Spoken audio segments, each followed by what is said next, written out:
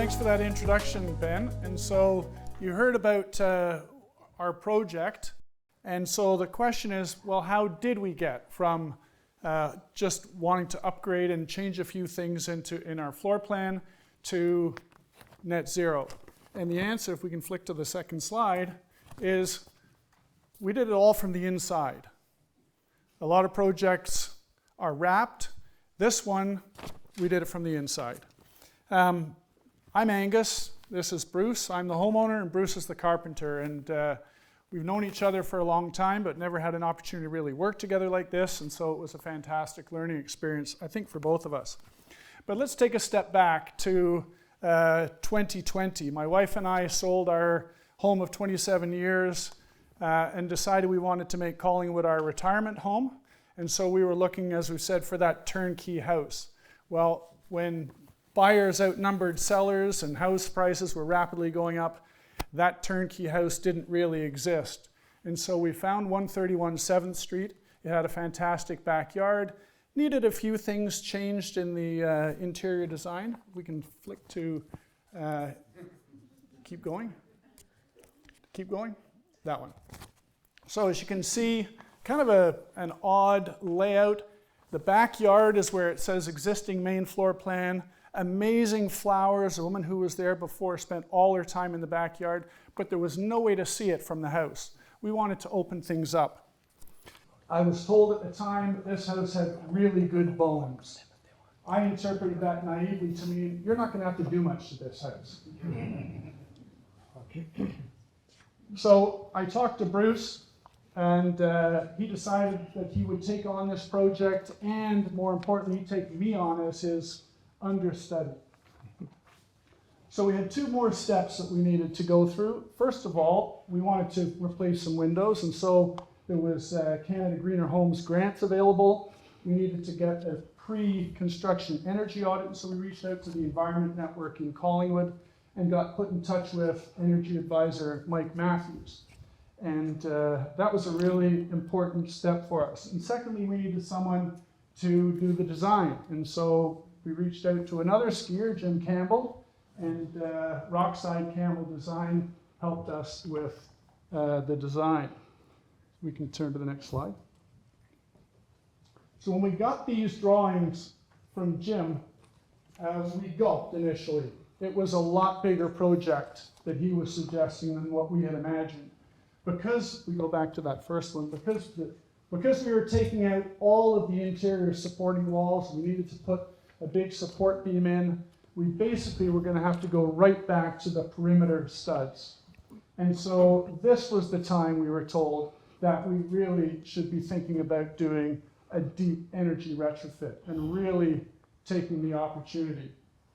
At the same time, Mike Matthews was suggesting all sorts of, we can skip to the next slide, please.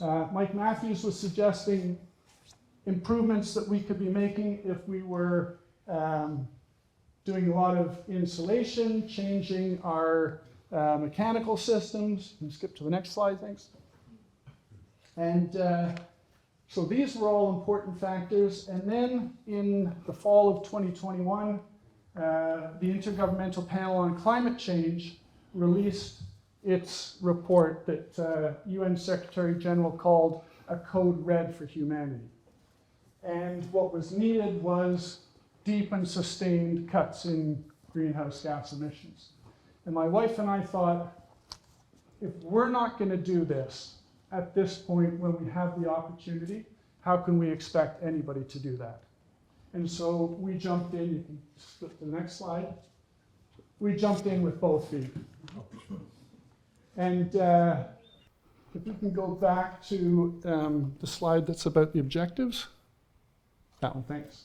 So the project objectives, we talked about updating the floor plan, providing access to the backyard, but now we had a much clearer vision on what it was that we were really trying to achieve.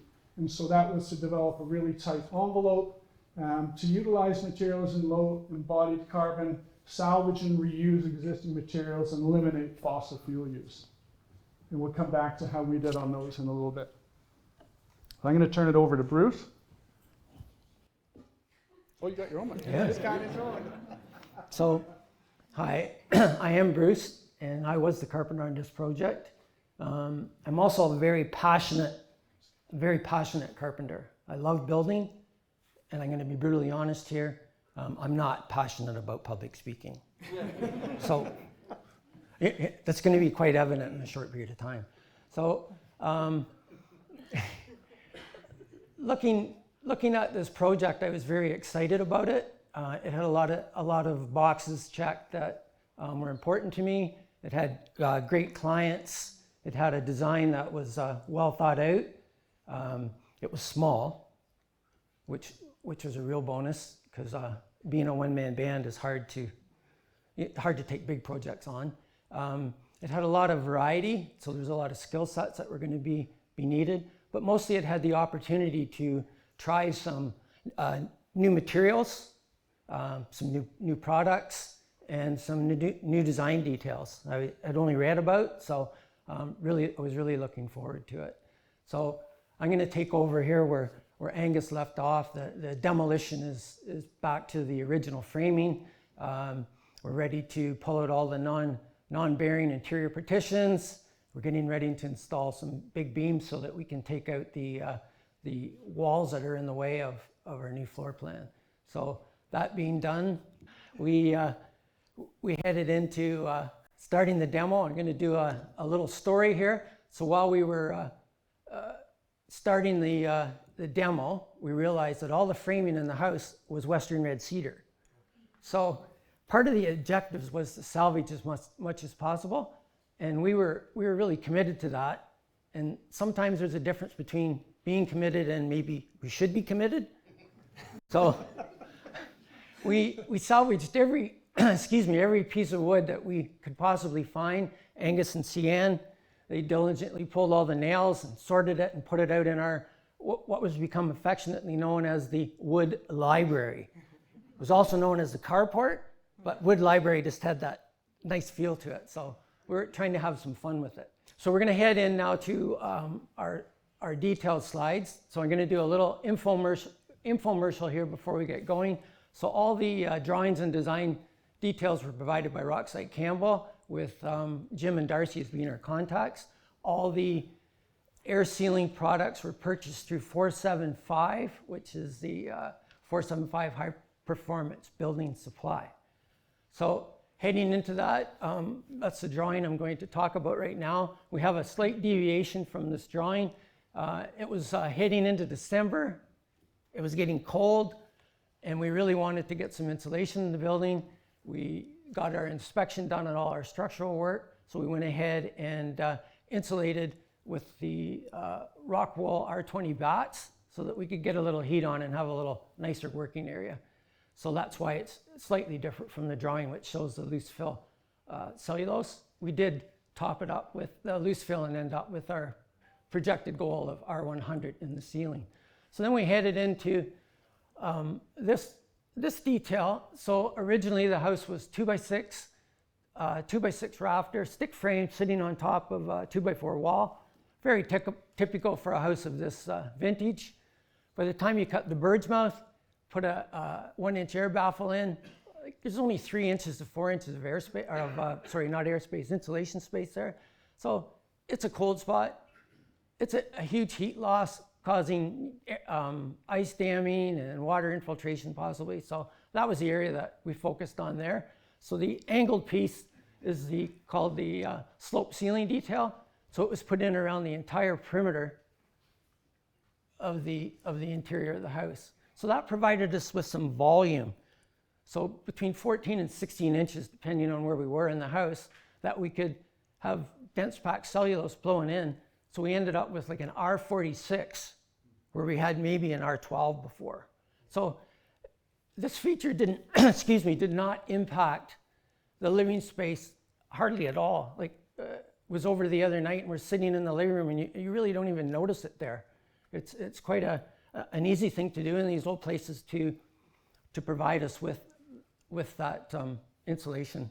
So as well, on the drawing it shows some strapping. We didn't put the strapping in at this point in the drawing, but we did strap the entire main main ceiling in the house and the slope ceiling detail with 2x3.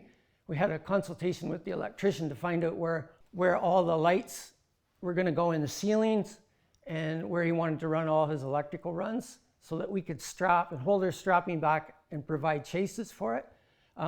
By strapping the ceiling, any of the walls that were perpendicular to the strapping already had 1.5 inch cavity over top. The walls that were running parallel, excuse me, after talking to the electrician, we knew where he wanted his wires to go, so we managed to leave voids in our blocking to allow the wires to go from side to side. This eliminated him having to drill anything. It eliminated him having to cut anything that may accidentally penetrate our VRB. So yeah, from there we're going to go to the next slide. So that's the wall assembly on the main floor. So that's, we're framing here. So it's a traditional 2x4 outside wall. Then we left a 3.5 inch space, and then we framed 2x4 wall for a service wall, I guess would be what we'd call it. And because it was a service wall, we wanted to apply our VRB on the back of the wall so that when we stood it up, we still had exposed studs so that we could run all our wiring and everything in. So that was a little counterintuitive working backwards, but we made sure, we're very diligent about taping over all the staples, taping our seams. We left a flap, excuse me, that folded down around the bottom plate, and when we stood the wall up, projected into the room by about 1.5 inches, and we embedded it in the adhesive that was supplied. We also left a large flap at the top, which is that, and that went up the sloped ceiling detail, and it terminated on the flat ceiling, excuse me, because we felt that was the best place to have the joint, made it easier for us to tape and get sealed tightly. So after all the wiring was done and inspected, then we put 3.5 inches of rock wool into the service cavity. You kind of see that here. So we ended up with our 40 wall assembly on the main floor. We'll go to the next slide. So this is the basement. It's a little more straightforward. So we had 1 inch of rock wall as a thermal break between the concrete block wall and the new 2x6 wall that we framed. On the face of the 2x6 wall, we fastened our membrane, and it went all the way up into the joist space. You can see here, this is the joists are running parallel with our new wall, so we took the membrane up and around and taped it all to the subfloor. So we ended up taping all the joist bays where the rim joists were, and we just had to be conscientious about it. It's a lot of work to fit the membrane up between the joists and tape, but it was probably the easiest solution because we didn't want to use spray foam. After the membrane was all installed, we used a 2x3 spruce strapping as a service cavity. Again, we used 1.5 inch utility box for our receptacles and our switches. And then after the inspection was done, we added 1.5 inches of rock wool into that space, and we ended up with an R value of around 36. So that's the basics of the exterior envelope that we did to try and get our R values up. So I'm going to talk a little bit about the windows on the main floor. Can we go back to the, yeah. So the windows went into this wall assembly. So taking the old windows out, we really had to be careful because we didn't want to disturb too much the, I mean, even if there was an air barrier on the outside, which proved to be tar paper, which was not unexpected, and it was in really great shape. So we managed to get our membrane out through our openings and sealed back to it. In keeping with our wanting to limit our carbon footprint, we decided to go to a fiberglass window. So we chose the Duxton window product, and it was fiberglass, triple glazed, and gas as well. So it came without the brick mold applied, made it quite easy to put in. We say that sort of with a grain of salt. The openings weren't all quite the same, so There's a little bit of fussing that way, but nothing to do with the window. Because it had a flush frame, it was quite easy to tape and seal from the outside, and then the brick mold was applied after. It ended up being quite a slick system. The beauty of this that we ran into with the sloped detail was we weren't sure where it was actually going to terminate. So the slope ceiling came down we realized after the first window that it died into the top of the window. So we left that. Originally, we weren't sure whether we were going to have to square that off and just have the windows look like a big box. But this ended up to be, you'll see later on in some of the pictures, it ended up to be quite a nice aesthetic. So now that we're at the stage where the windows are in, it's all insulated, and we decided to do an intermediate blower door test just to see how well we did or how well we didn't do on our air sealing. So Mike Matthews came in and got everything hooked up for us, and got the house pressurized, got his thermal imaging camera out, and we started to do a walkthrough. And everything was actually going really well until we got down to the plate. So as you can see in the drawing, we have diagonal tongue and groove flooring. So when we got down to the plate, the thermal imaging started to turn, had little blue fingers coming through. And at every seam in the tongue and groove sheeting, we had cold air infiltrating. And it was like, okay, how the heck do we get at that? Anyway, we fast forward, we're all done. Next day we're having lunch, and Angus and I are sitting there and we're discussing what went on and what can we do about this. And I build a lot at night in my dreams. Some of you, I'm always building something. So anyway, I thought about this, and I said to Angus, I think we can do this. I think if we drill a hole as close to the plate as possible without impacting the vapor barrier on the top or the bottom, if we drill a hole in every joint and then put expanding spray foam in there, I think we can solve the problem. So we did that. Took a couple hours, and we didn't really know how it turned out until the final blower door test, and it actually worked. So for 2 hours of time, we really did solve a problem. So my part of the discussion here is almost over. I just want to say that the blower door testing is a huge tool that we can use more of.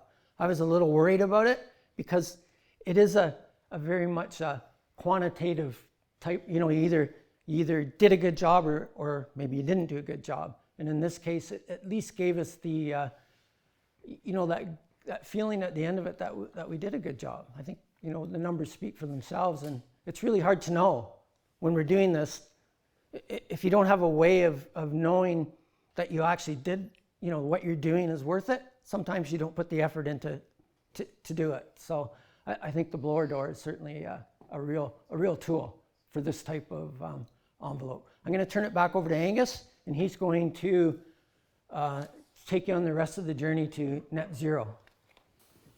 Okay, so we're going to just rip through some of these.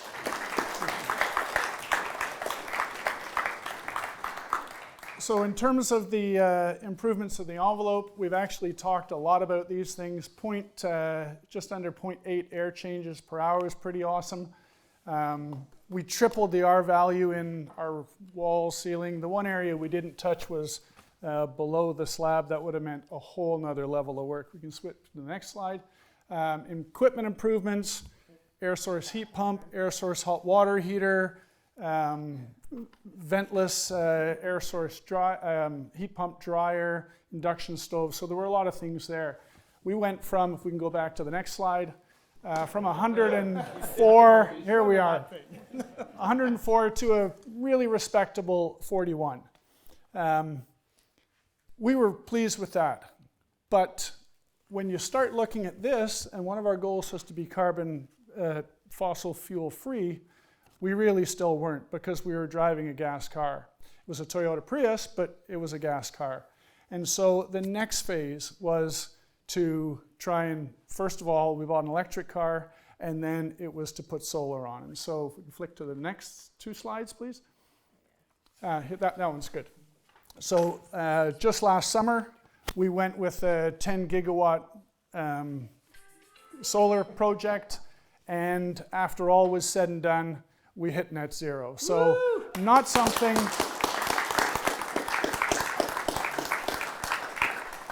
It wasn't one of our goals initially.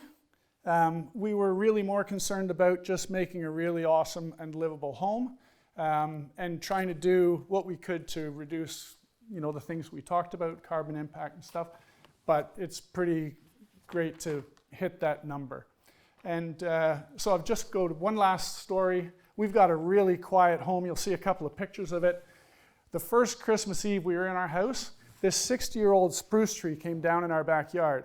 I was asleep at the time, didn't hear a thing, but my wife was up and didn't hear a thing. She was actually just about here, that close. Our neighbors on either side heard the tree come down, and she didn't. That's how quiet our house is. If we skip to, and luckily it didn't hit anything. These are just a couple of images. You can see the window detail in that picture up there. It's a really nice, light, open house. So we're very, very pleased with it. Thank you.